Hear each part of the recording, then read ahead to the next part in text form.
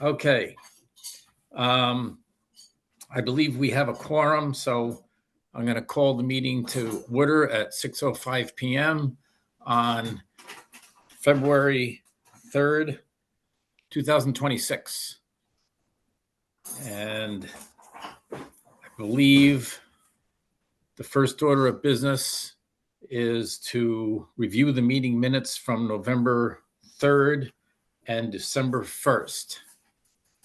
Does everybody have a copy of those minutes in front of them? Yes. Yes. Okay. Is there any discussion or questions on the minutes from November 3rd? No, not for me.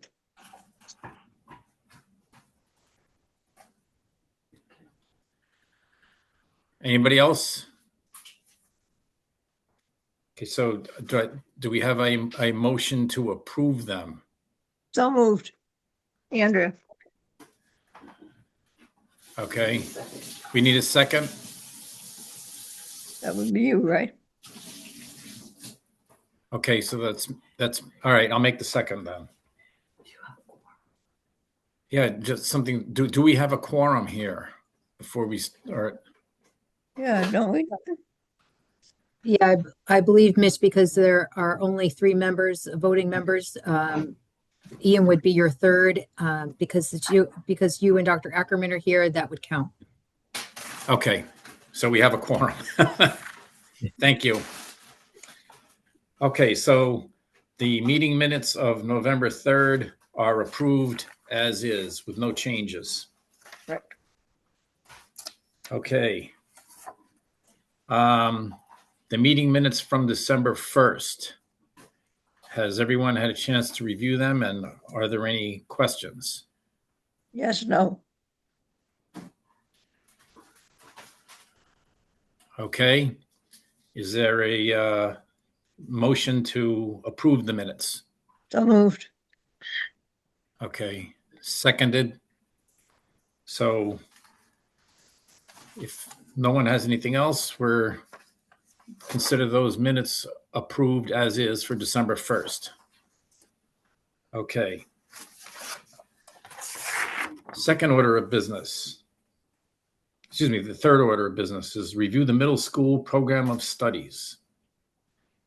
And I believe we're going to turn the floor over. Matt, is that you? No, Samantha, I believe will. That's the high school. Okay.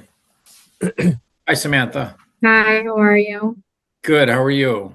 Good. This is my first time, so have some patience. Mine too, so don't worry. I also have my 9-month-old next to me, so if you hear, Oh, it's not me crying, it's okay. It's a boy or a girl? a boy, Winston. Oh, very nice. Okay.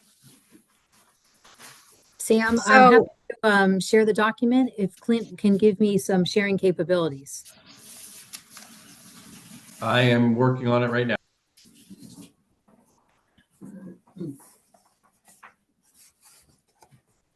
You need the light on behind you.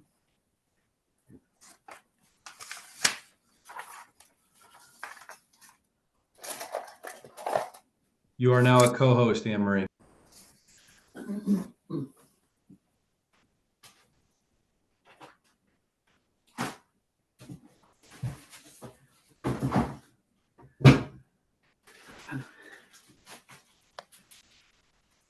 Okay, Sam, the floor is yours.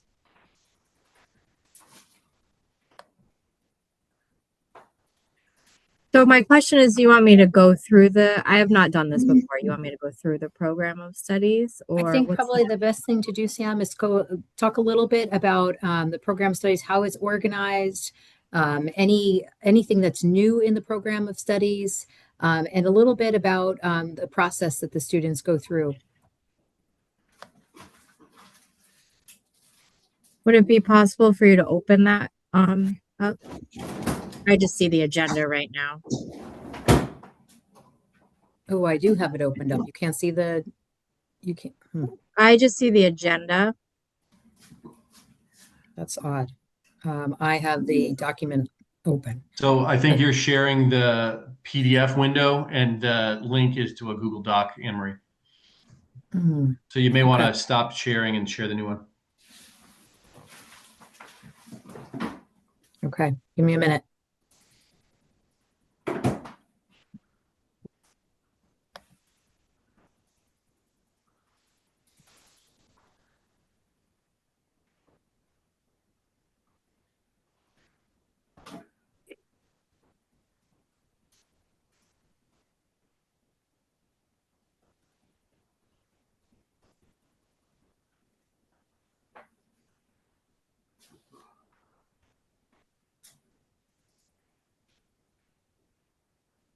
Let's try this.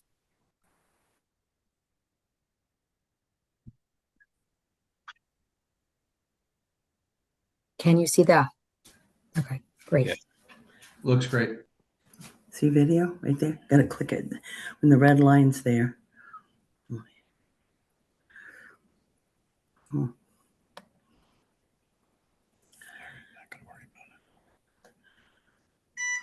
I Please apologize. access to your I'll be camera. honest, my husband is supposed to be home and he's stuck at work right now, so I was Click not camera. anticipating Right my here. stuff.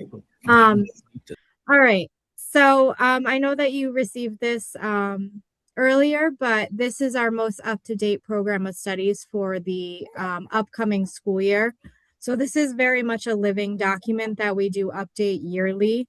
While currently there aren't any new courses for next year, although we are discussing looking at the option of one coming from the high school that hasn't been confirmed or anything yet, but every year this document gets sent out to all of our staff and I ask them to update it prior to completing course requests. So what you have in front of you is the whole course catalog. What we do when we do classes is I send this out by grade level. So I remove anything that's not like there's a course catalog for 6th grade, course catalog for 7th grade and 8th grade as well. I apologize. Let me, sorry, let me just try to move With now. your phone. Could text me through.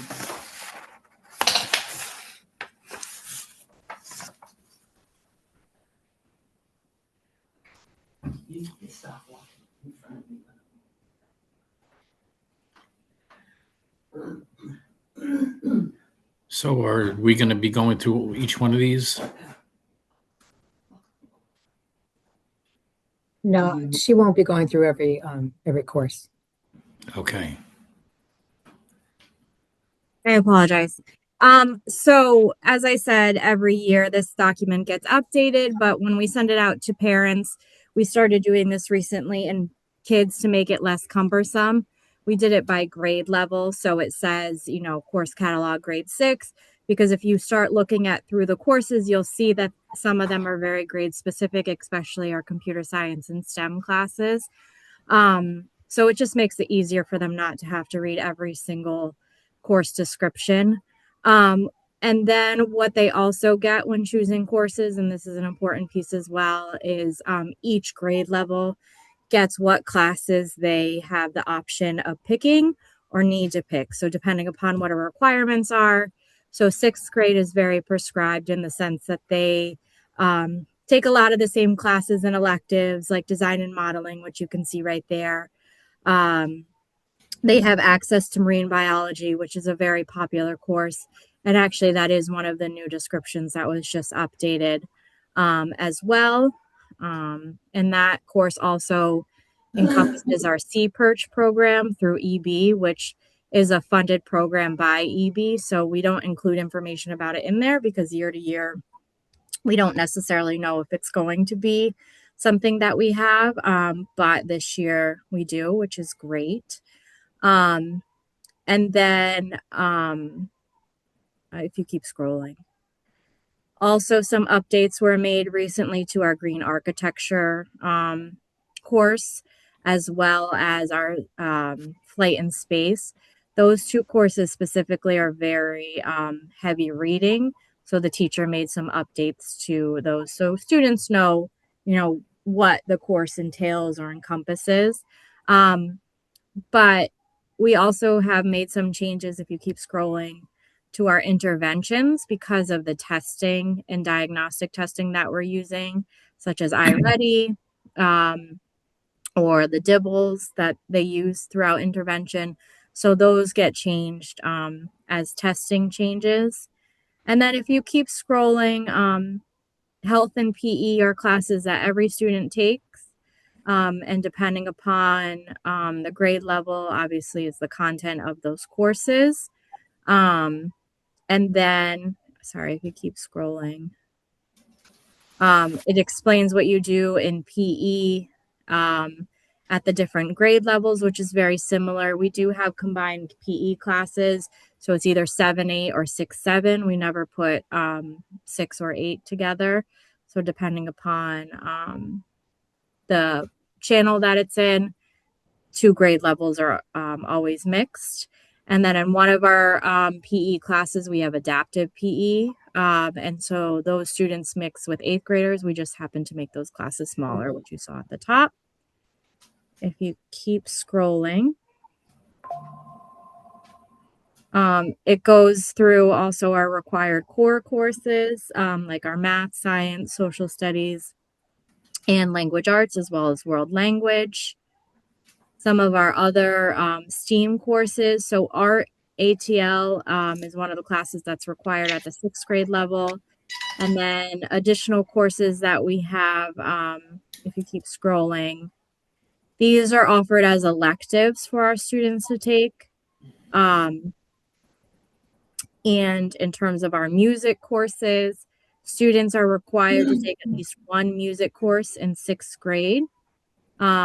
As well as have options and opportunities to take additional music courses as electives, such as world drumming, guitar, music technology.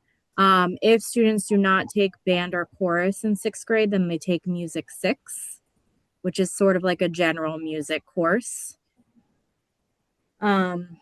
Students have the opportunity to take theater, and we do let them take theater more than once. So you can take theater or musical theater multiple times. If you keep on scrolling, and I apologize, I'm going fast. So I know you guys, I don't need to read through every course description, but if there's something specific you see that you have a question about. Our resource classes are special education classes. So we do include course descriptions in here, but those are manually entered by the counselors for course selection. So our students don't select that. It's part of their IEP. And then if you keep scrolling. Resources 6, 7, and 8 are part of the IEP. Is that what you were just saying? Yeah. So they do similar things, working on the goals and objectives of the IEP, but there's resource 6, resource 7, and resource 8. Understood. Thank you. Yep. Our science classes, those are our core science classes, so different than the ones that I previously went through at the top. And then it breaks down social studies a little bit more specifically into the different areas that they focus on. Our Power Up class is our supported study hall, which was added a few years ago. It's a good opportunity for students to set goals within the class. It's monitored, so it's not really a time just to play games. Students have to be actively engaging in work completion or working on iReady, which is something that we use for our math classes. If you keep scrolling for the arts, we do have some arts classes that students can take.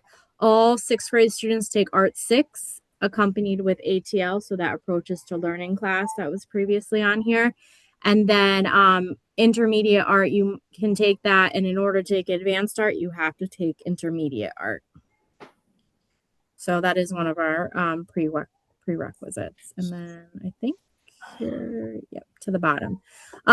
So every year, as I said, we create a course catalog by grade to make it easier and less cumbersome. And then we create course, incoming course selection sheets so that everything is done now through PowerSchool, which is great.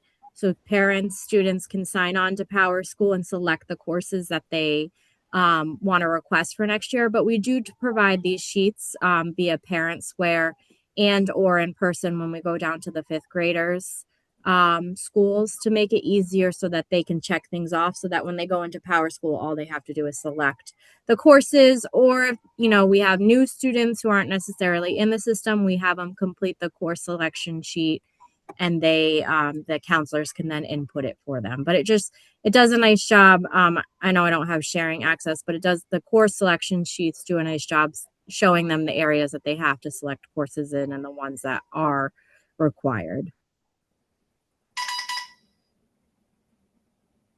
Interesting. Any questions? I had a lot of questions about the language arts section, but I don't know if you want to go into detail about that or not. I just had, I'll tell you what my questions are, and then you can say, yeah, well, I don't want to do that. I, I was interested when I first saw in sixth grade that speaking and listening skills were emphasized, and then, but I didn't see that in seventh or eighth grade. And then I realized that that must mean like talking in class. And at first, when I saw it, I thought, oh, they're giving speeches. But that's not what that means, is it? There is public speaking components in Oh, that really? class, in all those classes, really. Yeah, I know in eighth grade, especially just because I came from the eighth grade last year. They do a huge piece on it with public speaking as well. But Can you can you tell me a little bit about that? yeah, so for example, I'll give you a specific example. So a teacher has students bring in objects that have some sort of meaning for them. One girl actually wanted to bring in a saddle, which caused a little bit of, we had to figure that out with the stairs, but and they have to explain it to the class and also explain and present on it the meaning of that object to the class. So, and it's obviously more in depth than that. But they do different presentations within the language arts classes. And they do collaborate. So they're similar in nature. That's just one, very specific example. But things of that nature. Great. That's what I was hoping to hear. That's great. Okay. And that continues in the seventh and the eighth grade. Is that correct? Yeah, that particular project was in the eighth grade, but I know in sixth grade and seventh grade, they do different activities where they're doing public speaking as well. Good. Okay, I'm really happy about that. And the other thing, let's see. Something about, let me see, something about, oh yeah. Uh, Focusing on the use of the language. What exactly does that mean? Yeah, and a deeper appreciation of the use of the language. What does that mean? So focusing on it in writing, speaking, right now, and maybe Anne Marie can speak to this more just because she might be more of the expert in the language arts field, but they use Common Lit, so grammar, those aspects, sentence structure. Stop right there. You got my attention right there. When you talk about grammar, how do you approach that? I don't want to, I'll be honest with you. Obviously, I'm not in the weeds of the curriculum, but I don't know, Anne Marie, I know you meet with the language arts teachers, but I know that a lot of our language arts teachers do a lot of writing so that students are learning how to write, specifically, handwriting things, because a lot of times the computers will do those things for you. So teaching our students, proper sentence structure, capitalization, simple things like capitalizing your name, putting the proper punctuation in sentences. Where Those do they types of learn what let me go back. What, to me, that's mechanics. So when do they learn what a preposition is, what a gerund is, what a participle is? You know, what happens when, let me give you an example in terms of your writing. So if I said, the man in the back shot him, there's a prepositional phrase in the back. Okay. The man shot him in the back. Big difference. Where you put that prepositional phrase in the sentence could turn you from just shot him in the back to, hey, that's the guy that did it in the back. So where you put those, phrases is going to affect what your writing actually says. Where do they learn that kind of thing?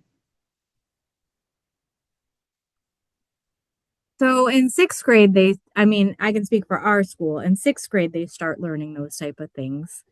And as they move up, only advance in those, type of prepositions and different. I think that's what you're asking. Sort of. That's the beginning of my question. And then how is it that they're expected to demonstrate that, let's say, not in a sentence, but let's say in their writing? Do you say, I want to see you use, 4 prepositional phrases brilliantly in your writing, and I'll decide what brilliantly means in terms of how your writing affects me when I read it as the teacher. You know, um, I want you to use 7 gerundial phrases in your writing. And I Sam, let want me you to be able to talk to me about that. How do you do that? That's something that I would think about. But how do you do it in the middle school? I'm going to throw Sam a little bit of a lifeline. I don't know what Sam's content area expertise is, but I don't think she taught middle school English. Neither did I specifically. But, Dr. Ackerman, I know you're very familiar with the Common Core, and the Common Core outlines very specific standards for each grade level, including, grammar, speaking, writing standards That's how, that, that each, answers my question. yeah. You're using the Common Core elements. Yeah, Yeah. as the guidelines. Okay. Now, if you want to Very know well. specifically in each grade level, I know we have Amy McKenna on the line, and she probably was a big part in developing the curriculum for the middle school level, or at least overseeing that. And I'm Mhm. sure she can kind of say to you specifically, oh, in grade 7, here's where they really emphasize this piece. Now, I'm Yeah. speaking on her behalf, and maybe I shouldn't Yeah, do that. She that may was be my able to. question. Okay. Yeah, you got my question. You understood it. Yeah, great. Thank you, Mary. Thank you very much. And Amy, whatever you have to tell me, I'm listening. No, I mean, I think one of the questions that you're getting at is, is grammar instruction happening? I think, and it is. It's definitely happening, especially through their writing. All the language arts teachers are very dedicated to the students understanding how to use language well, how to be clear writers, and how knowing different elements of grammar for certain writing pieces will be helpful for them to kind of grasp at those building blocks that you're talking about, Dr. Ackerman. So it's very much alive in their classrooms. Okay, And I think that that's kind of the heart of what you were trying to ask. exactly. Yeah, Yeah. thank you. Thank you very much. No, for sure. Okay. I'm done.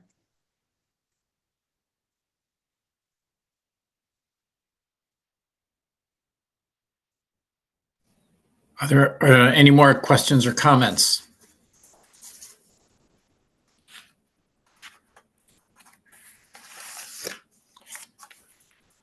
Okay, so I guess we can move on to the next item on the agenda, which is the high school program of studies. Thank you very much for your presentation, by the way.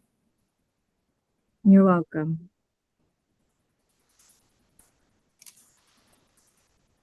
Right. For the high school, for at least for the program of studies, I believe, Amy, you're going to kind of lead us through some of the questions that were asked for us to present on. Sure. Yeah. And if you wanted to post it at any time you can, but I'm probably Our document's quite a bit longer, so I probably won't be walking you through page by page, but I am going to speak to a few things. First, the organization of the document. In the opening pages, we have the principal's letter, our vision of the graduate, which was developed through our work with accreditation through NEASC, program highlights, and our table of contents. And then once you kind of get into the table of contents, you'll see that our program of studies is 75 pages long, which is why I won't put you through a painful scrolling right now, or put Dr. Mancini through it either. After the opening pages, our next section covers the graduation requirements, information on college planning and admission, important policies and information for course study, special programs that we offer, and information about working with our school counseling office. After those really two opening sections, all of our departments and content areas have their own special section, and they are all kind of mixed in for grades 9 through 12. We do not delineate per grade because the program is for the entire school. And each department lists all of their classes and descriptions of each class. We don't really expect any really great new changes to the existing program. It is completely up to date as students start course registration at Fitch by the end of the week, and the 8th grade has already started. But we do have a handful of instructors that are working on getting dual enrollment status, either at UConn, Eastern, or Three Rivers. And that just means that we have some existing courses at Fitch that are having a sort of, I guess you could call it like a syllabus match. And if those syllabus matches all go through, then some of our existing courses that are just Fitch courses could become dual enrollment classes. I believe for UConn, that notification may be happening sometime in mid-spring. For Eastern, it's a little bit later. It's in later spring. So those are possibilities, but essentially the program of studies is complete and will remain the same. In terms of the back section, after all of the department sections, we have a section for additional information. It's kind of like an appendix, I guess you could say. Like if this was a grad paper, that would be our appendix. And the appendix offers a lot more in-depth information on advanced placement, IB, both diploma, MYP, and career programs, Project Lead the Way, UConn ECE, Eastern College Experience Partnerships, and Three Rivers Community College Partnerships. In terms of where you can access our program of studies, on our school counseling tab on the Fitch webpage, you can access our program of studies as a Google document, as a digital flip book, and we have tabs on our website that are organized by department section. A lot of that organization under the school counseling tab, we have to attribute to the hard work of Rebecca Bayes, who meets with us and kind of like partners with us, especially in January, to make sure that our program really looks as best as it can on the web.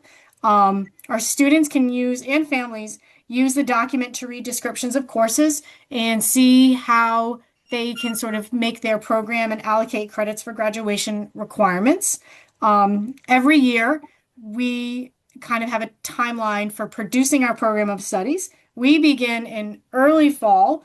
Our department chairs review their sections with the departments. They revise course descriptions as needed.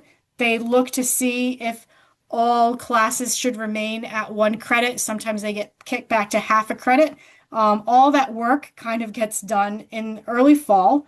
And then in December and January, the administration and the school counseling department take a look at any revisions that were done. We finalize the document, kind of fine tune some things that we learned from the previous year. And in January, once everything is complete, then we'd have our communication with Rebecca Bayes for website updates and post everything online. So now on our school counseling page, we have our 26-27 program of studies, which I believe Dr. Mancini shared with you last week when she prepared for the meeting. And we still leave our current program of studies kind of on the bottom of that school counseling page, just because as we begin to plan for next year, we are also entering semester 2. And we want to make sure that our students can access the current year's program of studies in case they make any changes for semester 2. One of the last things I'm going to talk to you about is our course selection process. In January, our teachers make course recommendations for students in grades 8 through 11 in the Power School portal. And then shortly after the start of semester 2, so it's kind of right where we are right now, our 8th graders and 9th through 11th graders can access the registration portal in Power School to select classes. And when they go into the portal, it's really cool. What they see is like kind of like a condensed screen where they see like how many credits they're allowed to carry next year, and if their English teacher recommended, their classes for next year, they'll see that it's almost like a line item. They'll see it on the English line, and then below, if teachers recommended any electives, all of their sort of like suggested electives from teachers appear below. And the student can then, from there, sign up for any class, but it's nice to know that teachers really work together to sort of make up a menu or a playlist for students as they access that portal. The other thing we do is we have students going into classrooms to help our students plan with these course planners that we have for students. That was kind of the hard work of another group that has worked really hard to help students plan out their credits from the beginning of freshman year to graduation.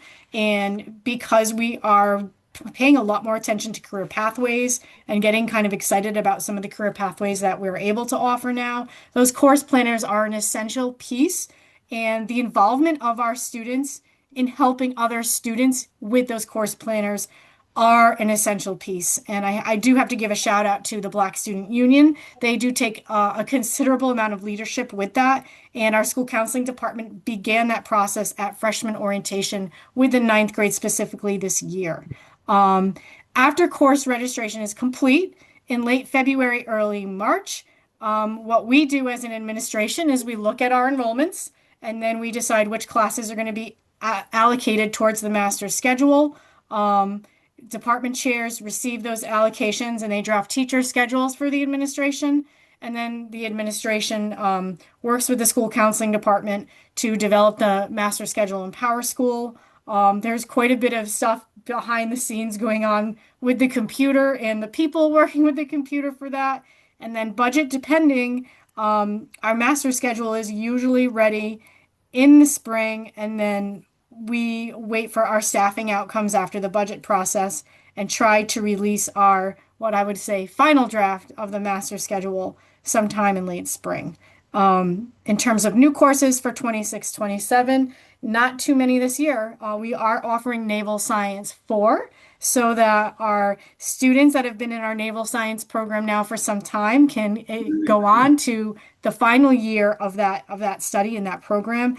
And we have one course that is pending, and I know that there's a lot of excitement behind this course, and that is Introduction to Robotics, but that still needs to come, I think, before this committee at some point to make sure that course will be ready to run next year. I know that there is some planning for that has been ongoing, and that we're working on seeking out the curriculum for that class. And at this point, I know that was a very long overview of our POS, as we like to call it, but we'd be happy to take any questions.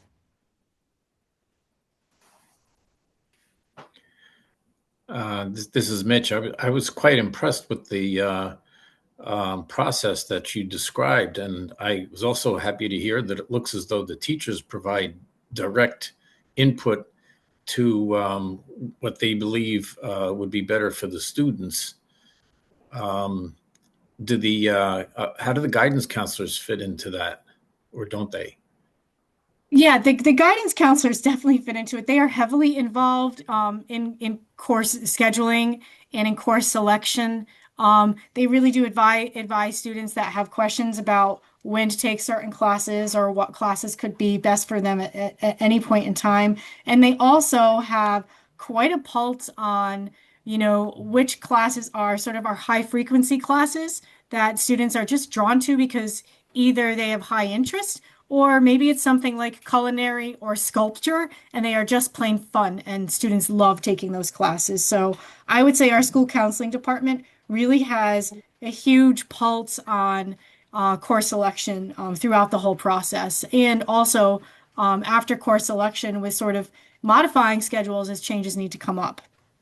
And really making sure, they're on track graduation wise with graduation requirements. They have to kind of map that out with the student. So when the students make their worksheet of their projected schedule for the 4 years, they have to kind of verify and check that throughout to make sure that they're fulfilling all the credits that they'll need, if that makes sense. Okay, thank you. Does anyone else have any questions or comments? No, very thorough, very nice. I do want to say that the middle school follows a similar schedule and system with course selection.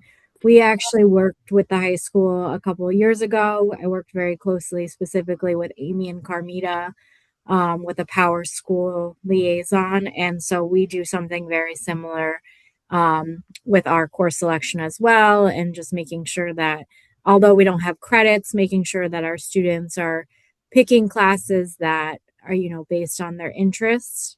And our counselors do something similar where they're helping with the classes, like the resource classes and things like that, and inputting those, but the scheduling of those courses after we complete the master schedule through Power Scheduler and load all the students, which is quite a process. Well, I know I saw some courses in there that looked interesting to me. Okay. Is there anything else on this particular agenda item? No, Okay, then thank you very much for the presentation. It was excellent. I was Yes. impressed. Yes, Andrea, do you have something? no, I just wanted to agree with you. Oh, thank you. Okay, so I think we probably are moving on now to agenda item 4, which is discuss removal of class rank. Mr. Brown, I believe that's you. Is that you? Yeah, that's me. If there was a presentation that I shared, Anne Maria, can you post that? So one of the biggest, as I'm waiting for that to get displayed so I can help with my presentation, but we decided we really wanted this part, the actual discussion of removing class rank, to be part of this meeting, because there's a piece in our program of study which talks about class rank. And really what you're looking at in front right now, it says class rank. Will be adding the sentences in red. So we want to add that to our program of studies for this year. And the reason we want to do that is we want to start with our incoming ninth graders. So where you can see it says starting with the class of 2030, we will no longer publish class rank at the end of each semester. At the 7th semester of high school, the counseling team and admin team will then look at class rank to determine really valedictorian and salutatorian. But we really feel strongly that there's been too much of an emphasis by us and by the high school for a long time on class rank. And it's really kind of steered our students into really like stressfully worrying about where they fit in against their peers. And it's really kind of persuade what they take as classes and so forth. So that's a real big reason why we're making this push. I did a lot of research with our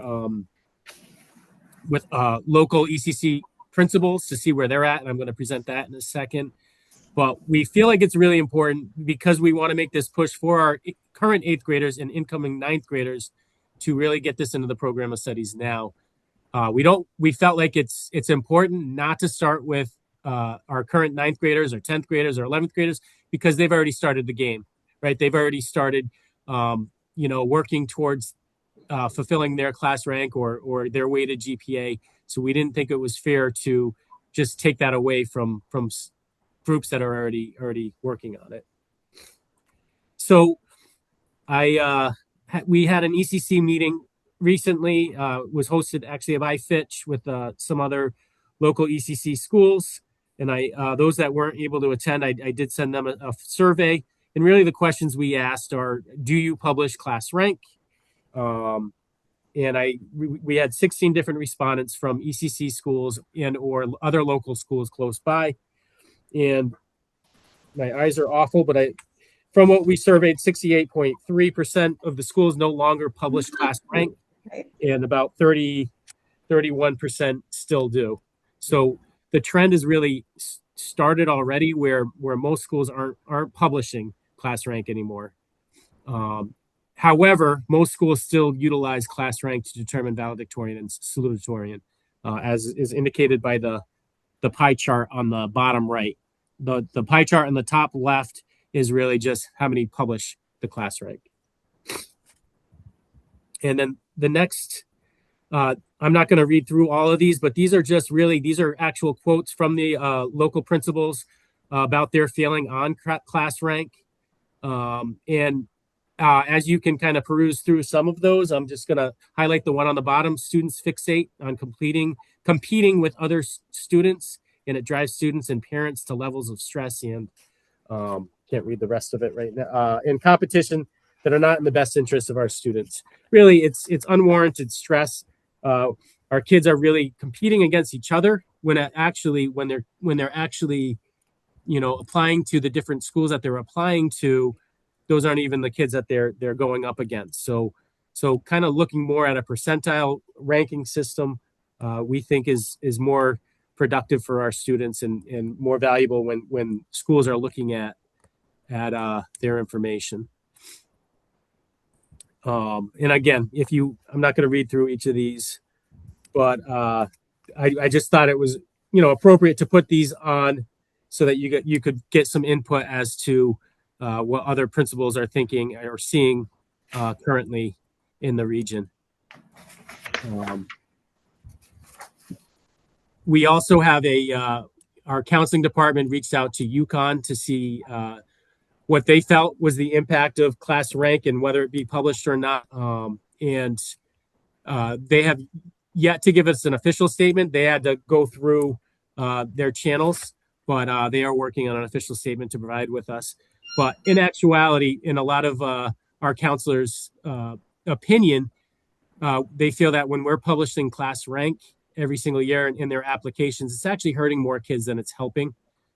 We do get opportunities with UConn and other local schools with full scholarship opportunities for our top two, the valedictorian and salutatorian, and that we would still get those awards even if we didn't publish the actual student ranks.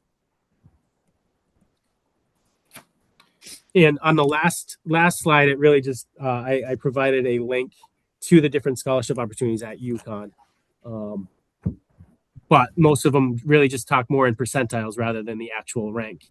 And I think that makes a lot of sense because when you're comparing a school like our size or NFA to some of the smaller schools, what does top 10 mean in our school versus what it would mean in a smaller school are completely different things. And we don't want it to penalize our kids. And I'm open. Go ahead, Mitch. I reviewed the presentation before the meeting, and I found it to be interesting. And one thing I'm just kind of guessing at is this is primarily, if you will, not necessarily a problem area, but an area of concern for people in the top of the class, not necessarily the middle or any area lower. Is that correct? Yeah, I mean it's at least even like the top 50 or top 30. I think it affects all of them.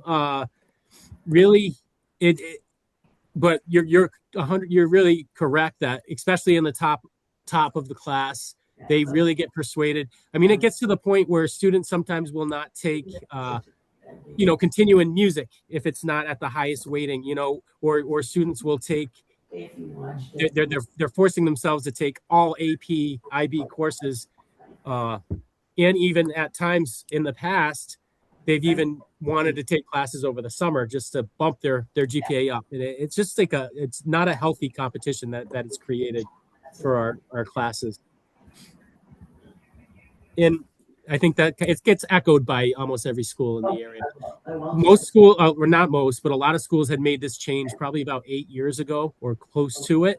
And a lot of the ones that are still in the area, the 1/3 that are still publishing, they're in the process of eliminating class rank as well. So is this, what impact does this have? Okay, so you are tracking class rank, you're just not publishing the information. Correct. Yep. It'll still be calculated. We can still check on our top scores. We could, if we wanted, we could still even, we still award, especially at the senior level, right now we currently honor our top 25. And that's something that we're kind of discussing. We don't want to highlight the rank as highly as we do right now. We want to kind of shift away from that. So it's just to eliminate the stress in the competition. Anne Marie? Does anyone have any questions? No, I just have a comment, and that is when I review the Martin Luther King applications, which go out to every or every high school in New London County, so many of them just do not do class rank anymore. Yeah. Yeah, I think many more not do it than do it. So, and I can see from the rationale here why that would Thank be. you. Yeah. Yep.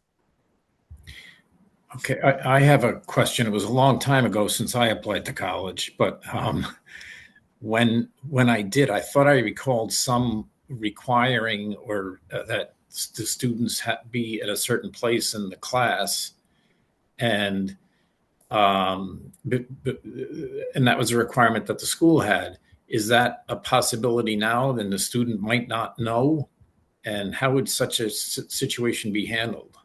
I believe, like in most aspects, they would be giving their percentile, or basically what percentage of in their class they're rated at, like top 10%, top 5%. Okay. And if they really made the request, there are schools that still, if they make the request to submit that to an application, the high school can still give that ranking to the college if it's asked for.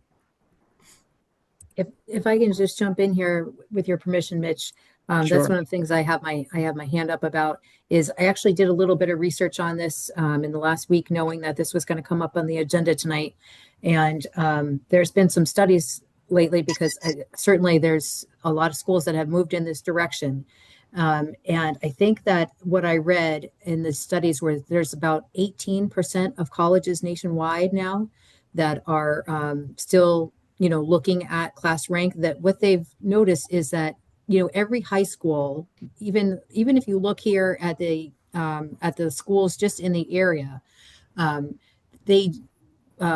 we rank students differently. So we might have a 4.5 scale. The high school next door might use a 4.0 scale. Somebody else might use a 4.3 scale. And the colleges have recognized that everyone does it so differently that when you look at a student, or the students from the different high schools, and you compare their ranking, it really winds up being kind of meaningless. And so that's why so many colleges have kind of gone away from looking at this and saying, okay, how does this student, what's their GPA and where do they rank in the class?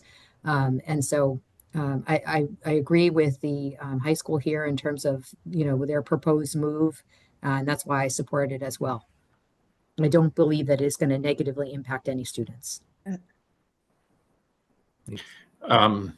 I wanted to apologize. I didn't see your hand up before.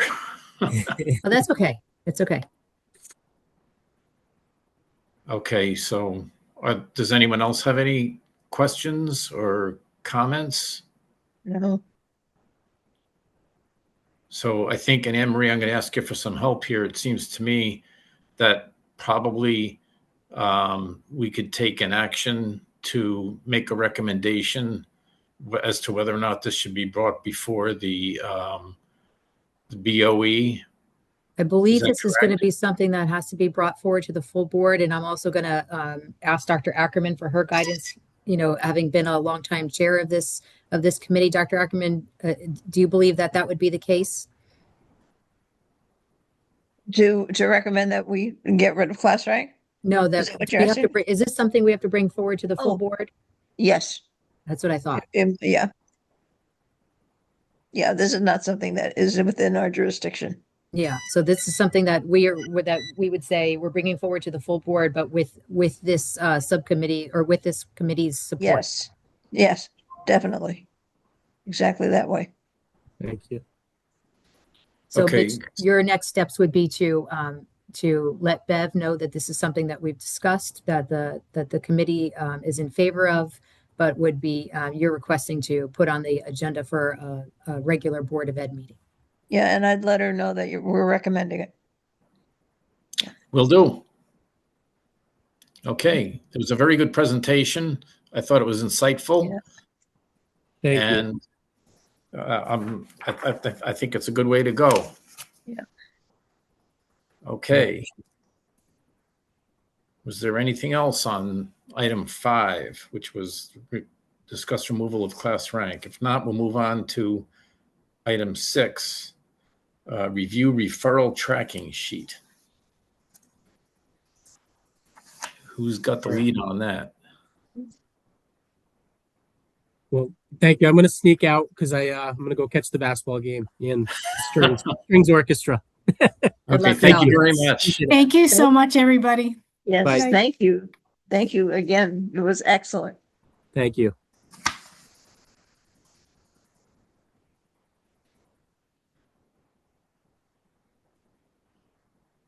Okay, so who's left here? I'm going to see if I can get the tracking sheet up here.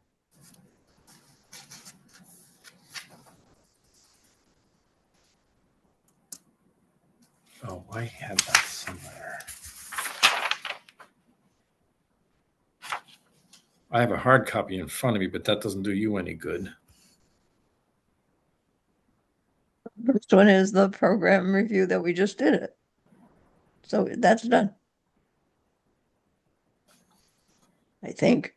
Yeah, R2022-16, review program of studies for GMS and FHS.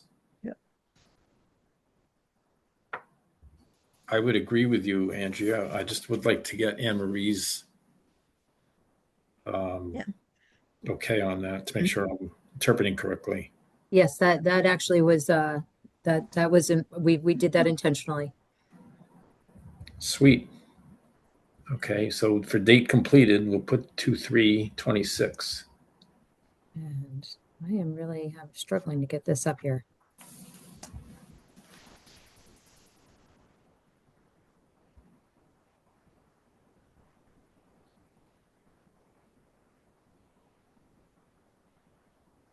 Okay, I think I got it. Can you see that? Yes. Okay, Yep. excellent. It matches the paper I have in front of me too. Great. Okay, so for the top one, we can say completed 2/3/26. Correct. Okay. Is there anything else on the referral tracking sheet that we have to address today? There's not, but I can let you know that our next meeting in March, we have a couple of new course approvals that will be brought forward by the high school team in anticipation. Only one, I believe, is a course for next year, and that is a course that Amy McKenna referenced. It's for the robotics, and that's a course that it's a prepared course. It's a course they're gonna purchase. It's already written. But they're exploring a couple of different options. So that's something that they're going to bring forward. There's a course that that's been written. The proposal was approved earlier this year, and the course was written by the two teachers, and they'll be bringing that forward for review. And so that will be something that the committee will be looking at. And then there will be two course proposals that will be brought forward as a part of that agenda as well. And they'll be taught during the 27-28 school year. And so sometimes, because our process takes a while, teachers want to get an advanced, a little bit of a jump on the process. And so they'll be bringing the proposal forward for review by this committee. So we'll be looking at 4 different courses, in various states on the March 2nd agenda.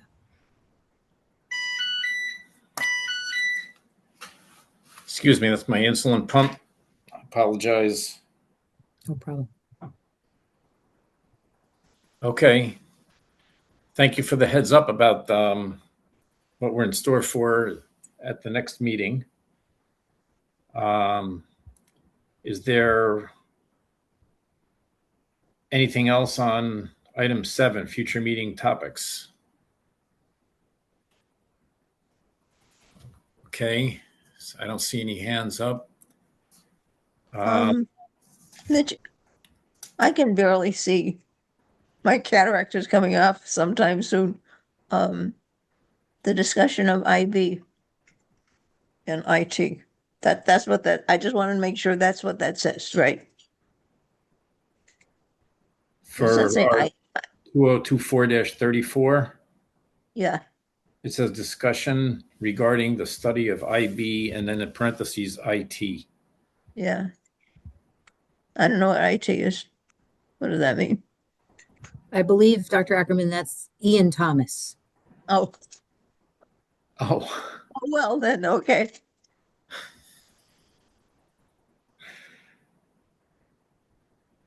Okay, okay. And I bet the AJ is Adrian. See, I catch on sometimes quickly. Yeah, that's correct. BW is Bev Washington. Okay. All right. Does anyone have anything else? no. Except Okay. one thing. Except one thing, right, Marianne? And Marie, I always do that. That's because I'm dyslexic. I Um, know what you're thinking. Go ahead, Yeah. Dr. Ackerman. And I missed it last night because I couldn't hear anything. So I don't know who did this last night, but I'm going to kill him, whoever it was. Uh-oh, I believe it's our chair here. Say what? I believe our chair had the honors last night. Oh, okay. Well then, motion to adjourn. Second. Okay. Thank you very much, everyone.